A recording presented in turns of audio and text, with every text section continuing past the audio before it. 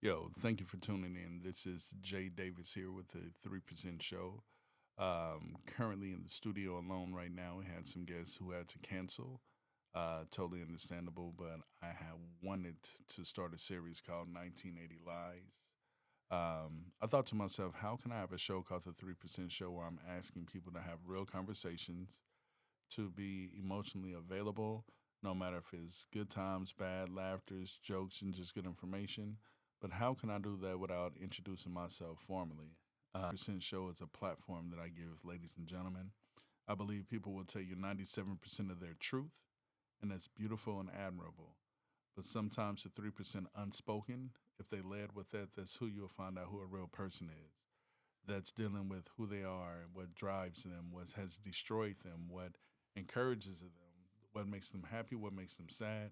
It is their lifeline in line. And I think when you have that 3%, after somebody gives you the 97%, that is what it's truly considered a fresh start. So, with that being said, just a little bit about myself. Again, I wanted to have this show set up to be a platform where I can pay things forward. And not everything that you get is tangible. Some things it's a feeling, it's an emotion, it is a lifestyle change. So I feel like our next big leaders don't have to sparkle or don't have to be big names. It's in your everyday community. They just don't have a platform. So for me, growing up, I'm originally from Kansas City, Kansas, Wyandotte County, Belrose Manor, over there by Southwest Boulevard. I come from a loving family, uncles, grandmother, great grandparents, just real good people. Um, I grew up with my mother and my sister. And then I was living in the projects, which we know they always say black men shouldn't be in the projects, or they won't let black men in the projects, which is, its own truths. But I was in a situation where I lived across the street from my actual father. And it was a situation where was weird to people that lived around us because I'm like, that's your daddy. And I'm like, so what is a daddy? At that point, it didn't hold value to me personally. But then again, I have great cousins, Arthur and Janae, and I know what a father is in their household. You see what I'm saying? So it's all about presentation. It's all about knowledge. It's about conversations and what kids value in their most intimate states. So the reason why I said that is being in the projects. I remember days of playing kickball, running up and down the street. Of course, the girls took their shoes off to run because y'all run barefooted and roll out on us all day. All you hear is tat, tat, tat. They wearing the footies. If Nikes had footies right now, I swear to God. But grew up in a household where, people worked when they worked. Some people stayed home. We all know what the stereotypes is, but it was a community, and it's a community of love that literally fought and loved hard and held each other accountable and turned a blind eye to things. So you have this entire gumbo of melting pot of people with the same situation of where they're staying at, where their feet are settled at, and if they're going to grow and move forward. um, with that being said, I was in the projects for a long time, kindergarten, preschool. Left my third grade year, going to my fourth grade year, but what I've learned from there was so important. Um, I've been blessed to be an empath, and God has blessed me with the right to be able to read people. And I'm not saying I'm perfect or I'm gifted, but as a young child, that's a lot to take on when you feel an emotion.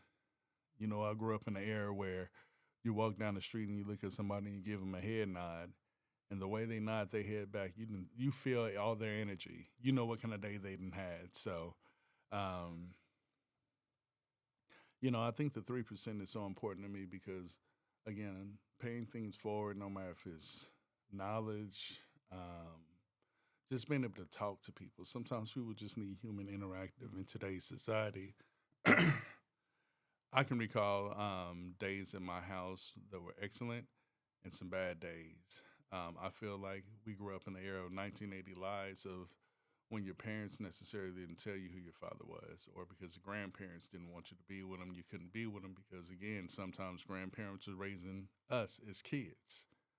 It's still that power struggle. And again, if you have parents who are not able to have that talk with their parents, and their parents definitely didn't have the talks with their great grandparents, then you're not. Sometimes you're not looking at a generation at its worst. You know, a generational curse. Sometimes it's just a generational at its worst. And I think that the beautiful thing about today's time in society that we do encourage conversations to happen. We do encourage therapy.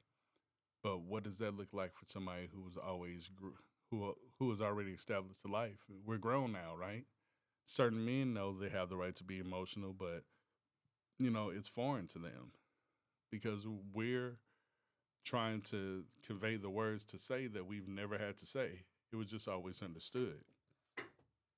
So I say that to say, growing up, I've had interesting experiences, good times, bad times, poor times, what I consider rich times, being with friends, family, and loved ones. But I do remember the times where I think when I left the projects in the third grade, that was the last time I actually kind of felt safe in my household. And what I mean safe is, we always talk about, parents are supposed to be our guardians and everything, and that's true. But what can a parent do? It's two scenarios that used to happen back in those days. Either A, a child stayed in the child's place because the child shouldn't be in grown folks' business. But what happens when that child is in grown folks' business because an adult is now making it their business to put that child in there, no matter if it's a sexual thing, no matter if it's an emotional thing, abuse is abuse. So you have some kids who grew up watching this, unable to assist, not strong enough to assist with the fight, not bold enough to speak up. You have some kids who would love to say things that occur, but if I say this, will this disrupt the household? Will they break up? Will I be the blame of that? Will this person believe me? You see, 1980 Lies was a time where it used to be a time where things happen to women or young kids or boys where they wouldn't even waste the time to say it. But this is a time where you start expressing this, and depending on what your parents said or who they believe, it was huge, groundbreaking. So being in those situations as a young man where you're getting touched in a way or you're getting abused in a way or you're getting tied up to a doorknob and more, these are the things that era, and it's probably still, and I know it's before, I'm not generalizing, but this is the type of environment that I came from. So when I meet people, either I'm gonna be very sincere with you or I'm gonna be standoff and then listen to you because I feel like you have to understand somebody's past to presently understand where they at, to see where they want to go in the future. And we have to understand the past, the present, and the future without us putting our thoughts of where we think you should be. We can tell you where you can be, but where you should be, that's an eternally thing. So, yeah, I wanted to at least give a little background thought um, into doing this episode. I'm sorry I'll talk in circles sometimes, but I'm truly trying to just show and express the reason why I do what I do with these platforms. Um, like I said, being sexually abused as a kid, I truly understand the movie Antoine Fisher. I've experienced everything basically that movie had to offer, except for I didn't go to the military. Just went to Leavenworth High to play ball with the hoop squad. But I just feel that men, I feel it's a time that you need to give black women grace and truly give black women grace, not just a trend, not just a hashtag, not just because a black woman was in the election, not be because we have to choose the levels of evils. I really commend black women that are my age, between the ages of 40 and 55 and 60. And the only reason why I say that is sometimes when you look at black women or sisters, and it doesn't matter if they chocolate, light skin, whatever the case might be, all melanins are discriminated against in some point in life. That's just the way life is. But you have to understand what they look like maybe not be what they've been through, no matter if it looks ideal to you or if it looks appalling to you. We grew up in a generation where some of them young ladies were so mistreated, not getting love in the household, not being told they were loved in the household.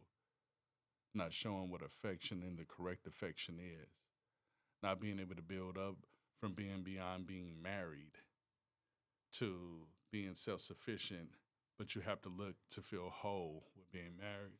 We grew up in that era, but we also grew up in an era where young ladies were not getting paid in the correct way. Well, if they're in the room, then truly you must know somebody as far as worth. We grew up in an era where molestation was huge, incest was huge. These are some of the 3% and some of the things that when you look at a person, not saying that you have to look for it in everybody, but these are some of the 3% that's unspoken, with people and with black women.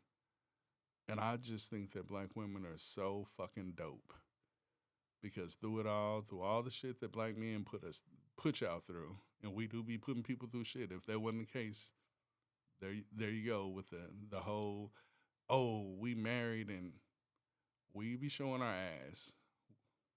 I'll give it to us. But